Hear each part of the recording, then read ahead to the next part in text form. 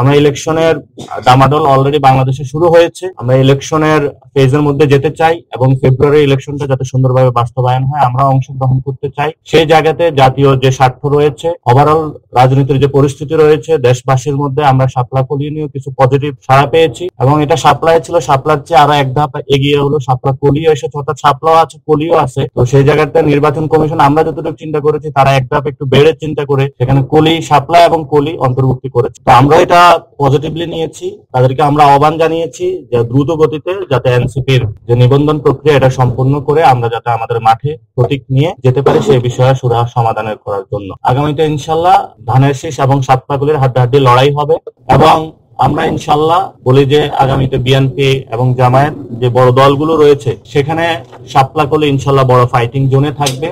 জনতার মধ্যে ইতিমধ্যেই শাপলা প্রতিষ্ঠিত হয়েছে, সেখানে আবারই শাপলার সাথে কলিও যোগ হচ্ছে।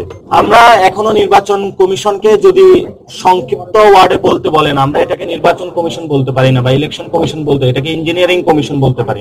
এই ইঞ্জিনিয়ারিং কমিশনে এসেছি, এখানে অনেক কিছু ইঞ্জিনিয়ারিং হচ্ছে। সো ইঞ্জিনিয়ারিং কমিশনের জায়গা থেকে আমরা আমাদের ফাইটটা করে যাচ্ছি।